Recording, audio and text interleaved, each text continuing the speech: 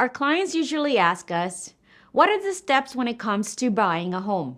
Great question.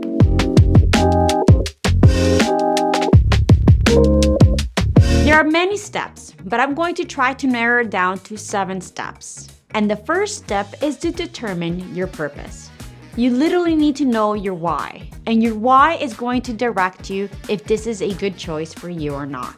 So there are several questions that you should ask yourself to determine if buying a home is right for you. The questions that I usually tell my clients to ask themselves is, what type of home do you see yourself living in?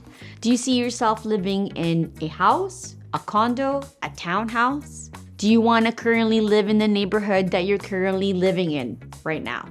Or do you want to be close to your work? Do you want to be close to transit? Do you want to be close to school, to daycare, to family?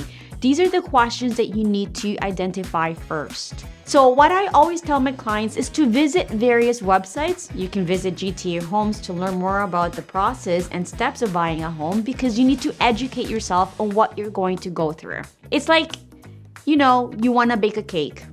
In order for you to bake a cake, you need a recipe. And when you have this recipe, you're able to bake a cake because now you're more confident enough that you have directions on what to do when it comes to baking a cake. So if you want to buy a home, you need to first look at a whole bunch of recipes, a whole bunch of information, ask friends, ask family members, and ask people who have actually bought a house and own a house, who has actually gone through the steps and process you're going to be going through. And the questions that you want to ask loved ones is, what were they feeling when they bought a home? How did they get ready to buy a home? How did they decide what home to buy, in which neighborhood? So these are questions that will actually guide you into making your own conclusion. But ultimately, ask yourself tons of questions and know your purpose on why you want to own a home. Because knowing this, knowing the process, doing your homework and learning is going to prepare you better and be successful at buying your own home. And you can't skip this. You can't go to step 2 or step 3 unless you go through step 1, because the step 1 is the most important one, which is about you, why you want to buy a home. Then after you find the reason why you want to buy a home, you can go into step 2. And step 2 is getting your finances ready. Are you ready to own a home? Are you financially prepared to buy a home? And this is now going back to you again, but in the financial level, in knowing your numbers, in knowing how much you have to buy a home, and if you can afford a home. So what I did at the beginning when I was buying my first home is that I visited various different websites that had information on pricing based on the type of home that I wanted to buy, based on the neighborhood that I wanted to live in. I went into the map and searched the type of homes that I wanted to buy, seeing the prices, and then used calculators and did my numbers. So I actually had a spreadsheet. If I were to buy this type of home in this neighborhood, how much is the mortgage interest that I'll be paying?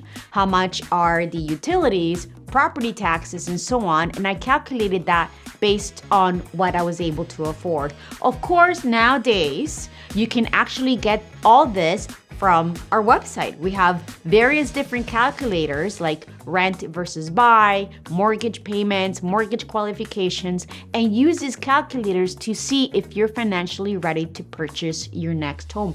And do a lot of homework.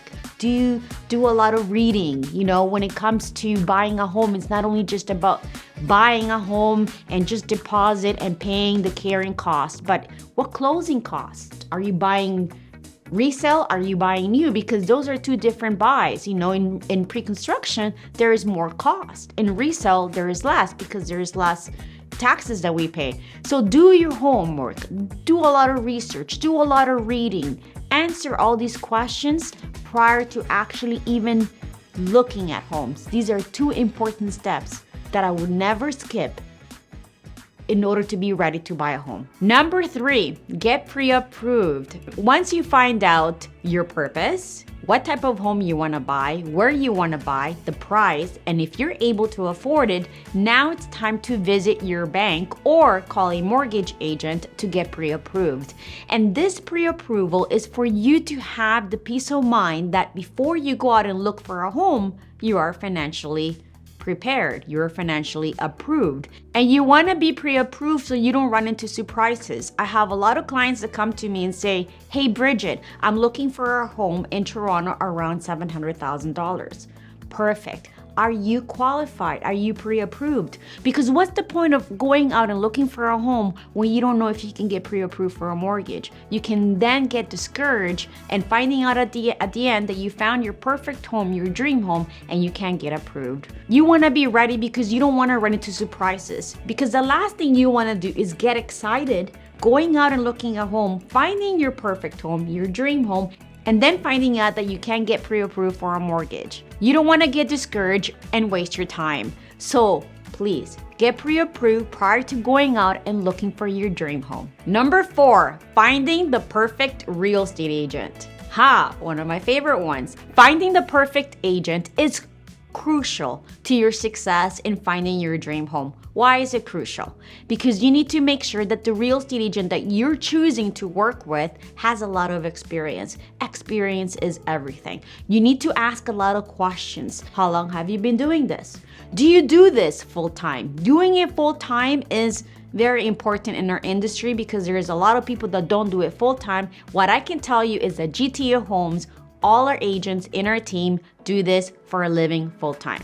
Number 3, how many homes have you sold? How many buyers do you help? You can ask the agent if they're part of a team because when they're part of a team, it means that they have more resources, more help. In case they're not here, somebody else is here to help you when they're not here. And there are a lot of things that I would look for in an agent. For example, if I'm hiring someone to help me, I want to be able to connect with them. I want to be able to be comfortable and trust them.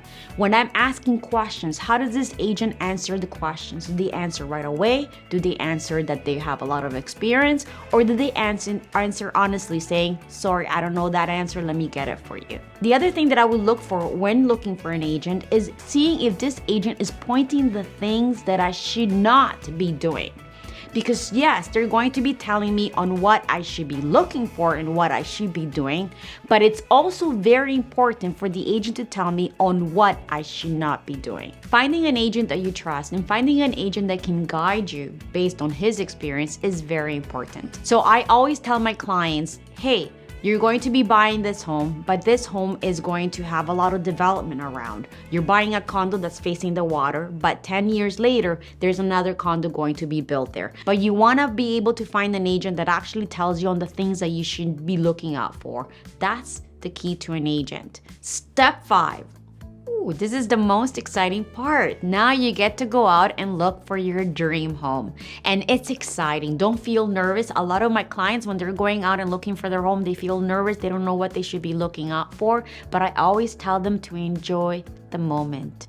Just enjoy, just relax, just go out and look at homes. Of course, if you found the perfect agent, the agent's going to actually just show you the homes that meet your requirements. And when you do go out and view these homes with your agent is going to point out the things that are important to notice on this house.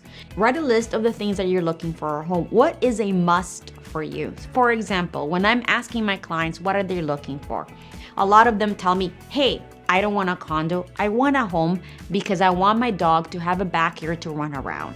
So if having a big backyard for your dog to run around is a must, then put that on your priority list and say, nope, this is non-negotiable. I'm not gonna compromise on this, but I will compromise on other things because a home is not perfect.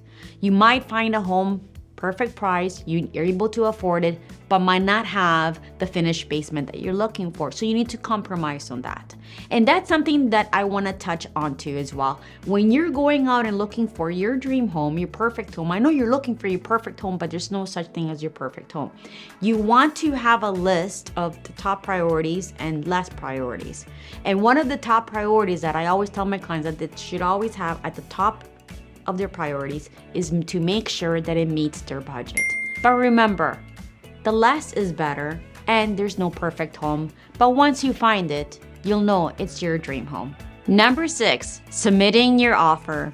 Now that you found your dream home and you're going to be submitting an offer with your agent, this is where most of the clients feel nervous, anxious, and a lot of waiting because you don't know what the other side is going to say. This is where your agent is key to buying your dream home. Why is your agent important at this time? It's because your agent has to prepare you on what you're going to go through. And this is where a lot of the emotions and roller coaster feelings come out, because you're putting an offer, you don't know what the seller is going to say, you're negotiating back and forth. And this is where your agent's going to educate you and get you ready and also tell you the truth. This is why it's crucial for your agent to tell you all the good things and all the bad things. For example, you might find your dream home, submit an offer, but then you find out that you're in a bidding war. Your agent is going to actually come and tell you, hey, the chances of us getting this home, and this is the price that we should be paying, nothing more than this. And this is why hiring a good agent with a lot of experience who does this every day is crucial on this part, because this is where they come and shine. When they're negotiating back and forth with the seller, they have to actually know how to negotiate. This is where the art of negotiation, and it only comes with experience. I mean, if you don't do something every day, you'll never be able to be better and good at it. So having the right agent that does this is able to negotiate your dream home and also to tell you what's going on in the marketplaces too as well. So as we know, we have a shortage of homes. So finding your dream home is going to probably maybe be many steps. Maybe you submit an offer, you might lose it because there's a bidding war and there's somebody else, offering a better price. Then you might lose your home, and the agent has to be able to tell you this, and you have to be able to accept and knowing this. Being educated and being prepared when it comes to offer night is very important. This step is where you and your agent are working together as a team to find your dream home. Number 7, closing and owning your home. Now, this is the most rewarding part. Not done yet. There's a couple of things that you need to go through. And one of them is submitting all the documentation to your mortgage agent. Remember, we got pre-approved. Now you need to get approved for your home. Number 2 is meeting with your lawyer and making sure that everything falls in smoothly. What I always advise my clients is that 2 days before owning your home and closing your home is to take time off work so you're prepared in case anything comes up. Maybe your mortgage agent might need you to do something, or the lawyer might need something from you. And also be ready for all the closing costs and delivering the checks and meeting with the lawyers and signing. Basically, you want to be ready for anything that comes up. And now we've come to closing date. Congratulations, I know you worked really hard on this, and it's a huge milestone. And now you are a proud homeowner and investor. Buying a home is one of the biggest investments in your life, and not having the right guidance is stressful. At GTA Homes, we're here with you every step of the way. Make sure to subscribe and to register with us at gtahomes.com.